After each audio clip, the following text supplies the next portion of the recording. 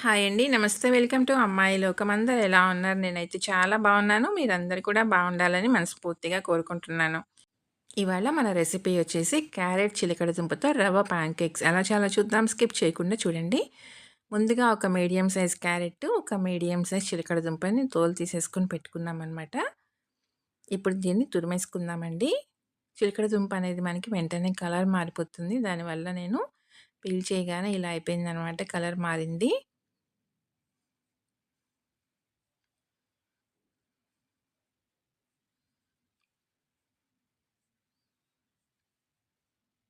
ముందుగా చిలకడ దుంప, తర్వాత క్యారెట్ 2 తురిమేసుకుందామండి.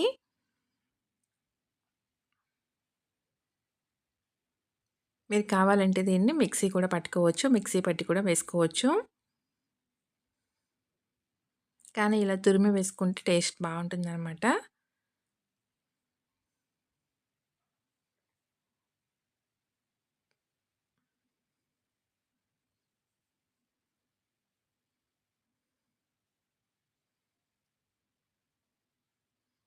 ఇలా తురిమేసి తీసుకున్నామనమాట.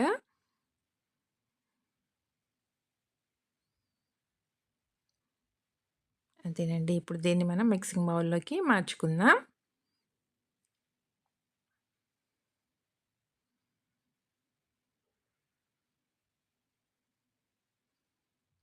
ఒక కప్పు బొంబాయి రవ్వండి.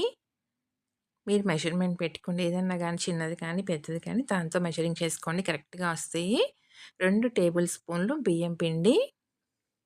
మొత్తం మంచిగా కలిపేసుకుందామండి. చిలకడ దుంపలొచ్చి ఎప్పుడు మనం ఉడకపెట్టుకొని తింటాం కదా! లేదంటే మనం నిప్పుల్లో కాల్చుకొని తింటాము. నిప్పుల్లో కాల్చుకొని తింటే ఇంకా టేస్టీగా ఉంటాయండి. ఇలా ఒకసారి ట్రై చేసి చూడండి. పిల్లల నుంచి పెద్దవాళ్ళ దాకా అందరికీ నచ్చుతుందనమాట. చాలా టేస్టీగా ఉంటుంది. ఒక పావు కప్ వచ్చి బెల్లం తురిమి తీసుకున్నామండి. స్వీట్‌నెస్ అనేది కరెక్ట్‌గా సరిపోతుంది. 2 టేబుల్ స్పూన్లు వేసుకుంటే. ఎందుకంటే దీనిలో కూడా మనకి క్యారెట్‌ను, స్వీట్ పొటాటో కూడా మనకి తీపుంటుంది కాబట్టి ఒక పావు కప్ వరకు తీసుకున్నామండి. తర్వాత మొత్తం 1:30 కప్పు పాలైతే తీసుకున్నాం మనం. ముందుగా ఒక కప్పు పాలు వేసేసి కలుపుకుందాము. తర్వాత మిగిలిన అరకప్పు పాలు కూడా పడతాయండి.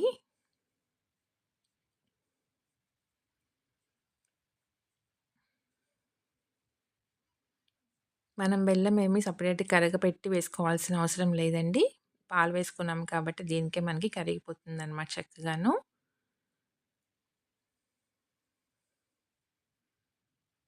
ఇప్పుడు మిగిలిన అరకప్పు పాలు కూడా వేసేసి కలుపుకుందాము. ఒకవేళ మీకు బెల్లం కరగదేమో అని డౌట్ ఉంటే కరగపెట్టి కూడా వేసుకోవచ్చండి. ఇక్కడ నేను తీసుకున్న బెల్లంలో డస్ట్ కానీ ఏమి లేదు. దుమ్ము, నలకలు ఇలా ఏమి లేవండి.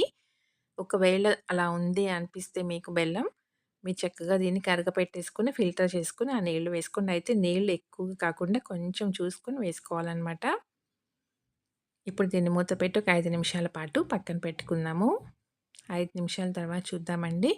మనకి రవ్వ చక్కగా నానిపోతుంది. ఇంకా దీనిలో ఇంతకంటే నీళ్ళు ఎక్కువగా వేసుకోవద్దండి. కన్సిస్టెన్సీ మనకి కరెక్ట్‌గా ఉంది. ఇలానే ఉండాలి. 2 యాలక్కాయలని దంచి వేసుకుందాము. యాలక్కాయలు వేసుకోవటం వల్ల టేస్ట్ చాలా బావుంటుందండి.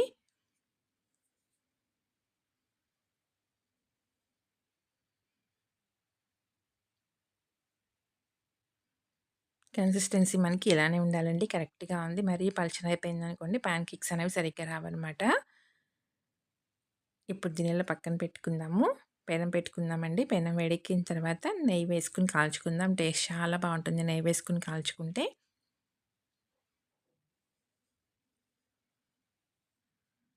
ఇప్పుడు ఒక గరిటె పిండి వేసుకొని దీన్ని కొంచెం పల్చగా స్ప్రెడ్ చేసుకుందామండి. స్టవ్ వచ్చేసి లో టు మీడియం ఫ్లేమ్‌లో పెట్టుకొని కాల్చుకుందాము.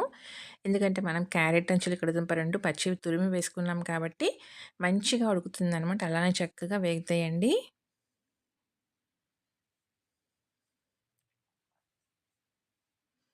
పైన కొంచెం నువ్వులు వేసుకుందాము. తినేటప్పుడు మనకి కరకరలాడుతా టేస్ట్ బావుంటుంది. పైనుంచి కొంచెం నెయ్యి వేసుకుందామండి మళ్ళీను.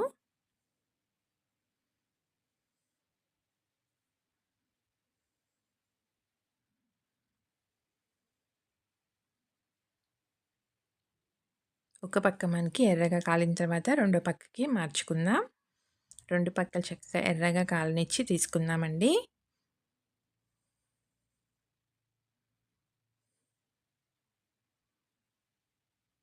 చూసారు కదా! చక్కగా కాలిందనమాట. రెండో పక్క కూడా మంచిగా ఎర్రగా కాల్చి తీసుకుందాము.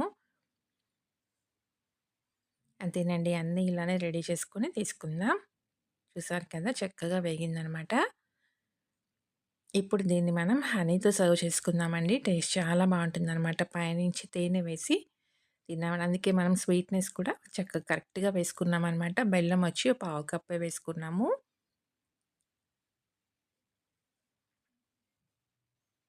ఇప్పుడు పైనుంచి మనం తేనె వేసుకుందామండి.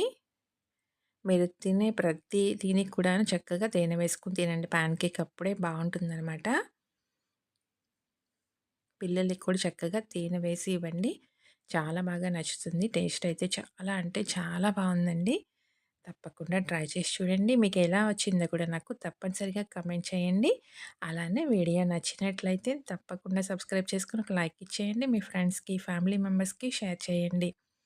జ్యూసీగా చాలా అంటే చాలా టేస్టీగా ఉందనమాట. తప్పకుండా ట్రై చేసి చూడండి. ఈ రెసిపీ అయితే ఇంతేనండి. రేపు ఇంకో కొత్త రెసిపీతో మీ ముందుకొచ్చేస్తాను. Thank you for watching.